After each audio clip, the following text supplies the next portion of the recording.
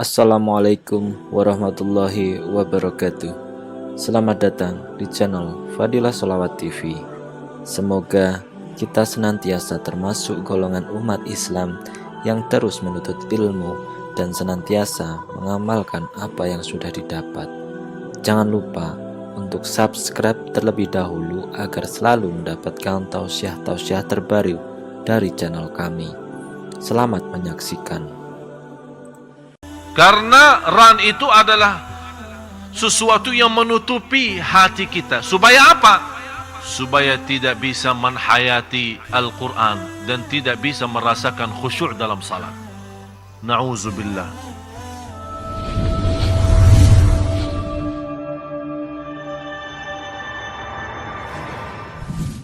Sepuluh kunci menhayati Al-Quran. Sebagaimana kunci pertama, mencinta Al-Quran.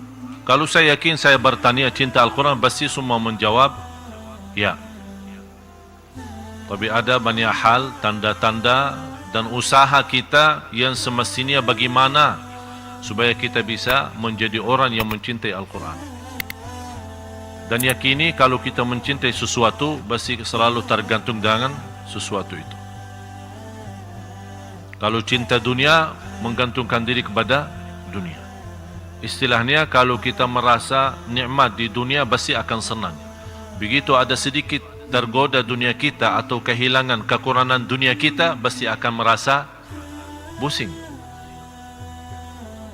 Apakah sama juga bersama Al-Quran? Kalau kita bersama Al-Quran terus kita senang, kemudian kalau kita jauh daripada Al-Quran kita pusing. Ini yang perlu kita bertanya diri. Kenapa sekarang posisi dunia bukan di tangan, malah sudah na'udzubillah jadi di hati? Maksudnya dunia di tangan artinya kapan saja kita lepas, mau lepas bisa lepas. Kalau posisi dunia di tangan, artinya dunia tidak berharga. Kapan kita butuh bisa megang dan tangan, kapan kita tidak mau dunia tinggal kita lepasin. Tapi posisi iman, posisi Al-Quran, cinta Allah dan Rasulnya harus di dalam hati, bukan di tangan. Jangan sampai kita menjadi orang cinta Al-Quran dan atau posisikan Al-Quran di tangan, artinya sebagaimana kita tidak senang melepaskan Al-Quran, itu tidak boleh, bahaya. Yang dimaksud cinta Al-Quran harus senantiasa mempelajari beberapa hal. Yang pertama harus kita fahami dan yakini, kalbu adalah tempat pemahaman dan menhayati. Yang sebenarnya memahami dan menhayati adalah batin kita. Menhayati Al-Quran dan memahami Al-Quran adalah batin kita. Yang dimaksud adalah kalbu. Kalau posisi kalbu hidup saat membaca Al-Quran, berarti seluruh tubuh badan kita akan hidup. Di antaranya mata kita akan bisa begitu luar biasa, nangisnya luar biasa. Tangan kita akan begitu dianugerahkan oleh Allah Subhanahu wa ta'ala, tidak mengambil sesuatu kecuali yang diridai Allah. Akan Allah hidupkan langkah-langkah kaki kita, selalu menjaga kaki tidak pernah ke tempat kecuali yang diridai Allah. Semua ucapan kita pun yang keluar, karena di sini sumbernya sudah hidup dengan cinta Al-Quran, keluar pun dari bacaan mulut kita, zikir kita, ucapan kita, semua menjadi sesuai yang kita cintai adalah Al-Quran. Jadi tempat menhayati, tempat memahami adalah Al-Quran. Qalbu, sebagaimana firman Allah Subhanahu wa ta'ala suratul Kahfi, bagaimana mereka yang cukup lalai dari zikir Allah, lalai daripada Al-Quran, lalai daripada kebenaran, apa yang terjadi? Allah Subhanahu wa ta'ala kuncikan hati mereka. Kalau apa gunanya kalau Allah kuncikan hati mereka? Karena Allah yang menjadikan kalbu adalah tempat pemahaman, tempat menhayati. Kalau bukan tempat menhayati, kenapa Allah kunci hati mereka? Kenapa Allah menutupi hati mereka sampai tidak merasa? Kalau Al-Quran turun di atas gunung bisa hancur jadi pasir, yang namanya batu yang keras dan kasar. Masa hati manusia na'udzubillah lebih kasar? Berarti harus kita bertanya diri, bagaimana posisi kalbu kita saat membaca Al-Quran. Apakah bisa tersentuh hati kita? Apakah bisa terharu? Apakah bisa merasakan, biarpun belum faham, tapi ada sedikit merasa? Ulama membolehkan kita salat di belakang seorang imam yang suaranya indah. Kenapa? Karena dengan suara imam yang indah akan membantu hati ini bisa hidup, bisa terbuka, bisa bongkar segala susah, segala penyakit, segala dosa. Yang paling bahaya dosa batin itu dosa kalbu. Iri, hasud, dengki, semua titik hitam yang harus kita bersihkan. Tidak boleh mata kita melihat memandangkan orang lain lebih hina. Kita tidak tahu barangkali di sisi Allah orang lain itu jauh lebih baik di sisi Allah Subhanahu wa taala. Jadi harus kita melihat dengan mata tawadu, rendah hati, saling cinta, saling kasih sayang. Biarpun kita melihat saudara kita di posisi yang tidak enak, di posisi atau di tempat yang tidak layak, jangan kita suudzon langsung menghukumkan orang itu.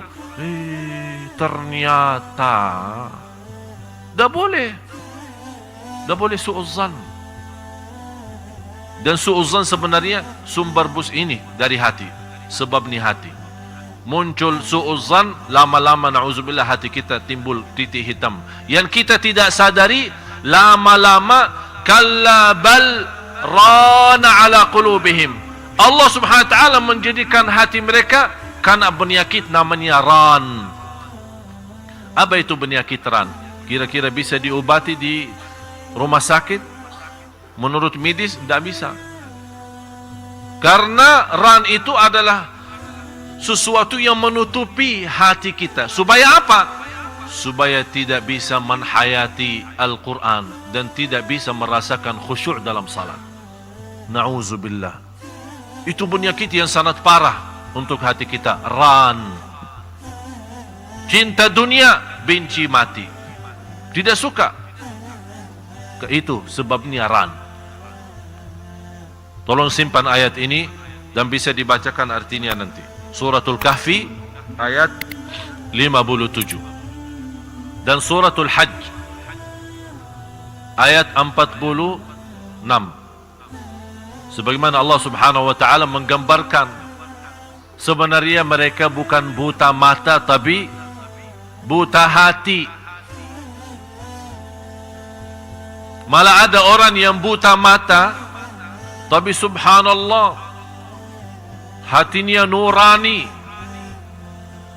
Buta mata tapi bisa menghafal Al-Quran 30 juz. Buta mata tapi dia bisa menghidupkan karena hatinya hidup. Sebagaimana Allah SWT menjadi ala bidzikrillahi tatmainnul qulub, kalbu yang akan tenang. Kalau posisi kalbu tenang, semuanya tenang. Mata tenang, fikiran tenang, tangan, kaki, semua jadi tenang. Urusan kita, kemana kita pergi? Disertai dengan ketenangan yang luar biasa. Sekarang kita punya masalah apa? Tidak tenang kan? Stres. Super stres. Masalah kecil jadi masalah besar. Apalagi masalah yang besar. Allah tidak memberikan ketenangan, padahal masalah ini bisa anak kecil selesaikan masalah ini, bisa atasi masalah ini, tapi karena posisi kita tidak tenang, Allah jadikan masalah yang kecil menjadi beban. Na'udzubillah.